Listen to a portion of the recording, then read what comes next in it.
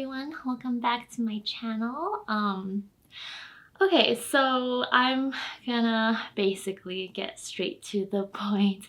I've typed quite a lot of people by now, so I don't type them via what they say, like what they talk about, their interests, or what they say their interests are, like none of those things.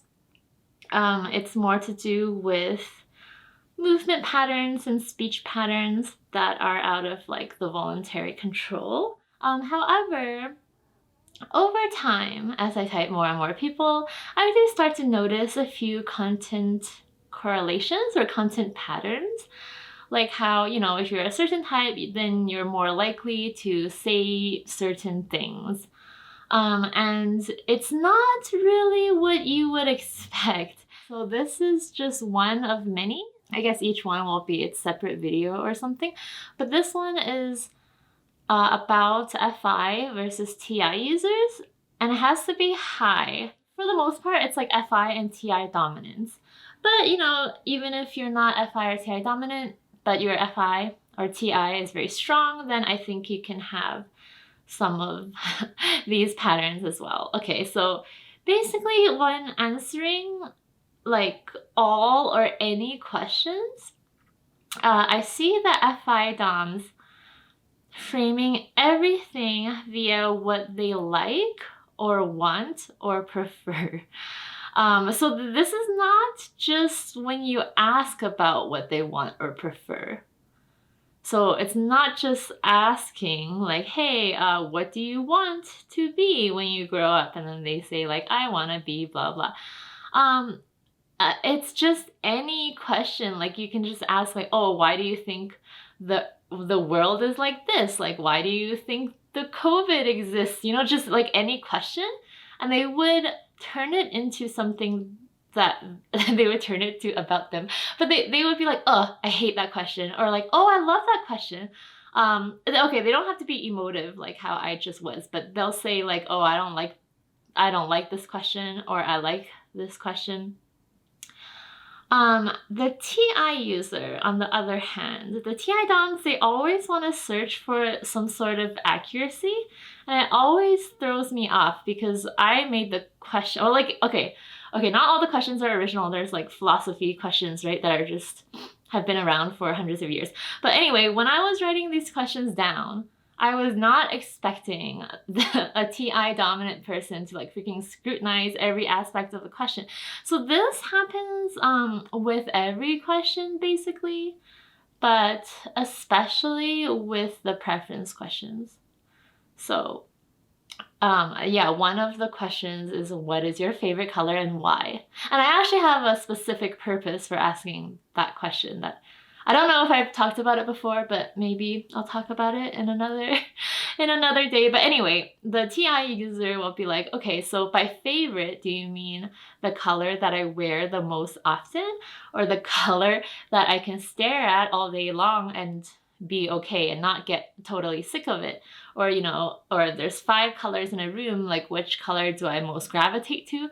Yeah, like they really scrutinize the question, and okay, basically I see this as them always wanting to answer as close to the truth as possible. And part of that is defining different parts of the question. For example, here, defining the word favorite. What does favorite mean?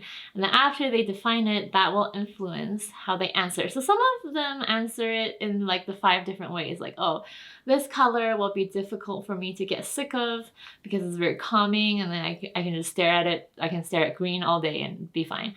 But if there's green and blue in a room, like my eye's gonna go to blue. Yeah, so TI is generally known as the classifying function. I don't remember like who said that, but I think just many sources say that. And I kind of didn't really understand that before, or like the classifying or categorizing. But I think I more or less I get it now, because they are trying to find some sort of internally consistent accuracy. So whether their answer is accurate, that depends on the definition. It's not just about like, okay, so for the FI person, if I feel like if I feel like this is accurate, then it's accurate. Or, you know, when someone asks me a question and I feel like it should mean this, or my gut says, yeah, like this is what it means, then when I answer according to that, it's gonna be accurate as long as I'm truthful. So yeah, it's more about if I'm being true to how I feel and I'm just not lying, then it's accurate, or it's like a good answer. But to the TI user, it's a bit different. Yeah, so based on what things are defined as, they're like the previous axioms, or what the axioms of the correct answer. I'm not going to get into it so much, but for various reasons, the first function and the eighth function, they're very difficult to tell apart. And I think this has been like the holy grail. It's, when I say it, it sounds so obvious, but you just have to watch people and watch their initial response to things. Is it to get more accuracy, or is it to express or to process how they themselves feel or their opinions about it? Yeah, because I feel like for TI users, they're not trying to display their opinion. They're just more trying to get to the crux or the truth of the matter. Alright, well, I hope you enjoyed that video. If you want me to type you, I do have that service on my website, empiricalpersonality.com. And if you would like to learn to type in my particular way, I do have a course available now on that website as well.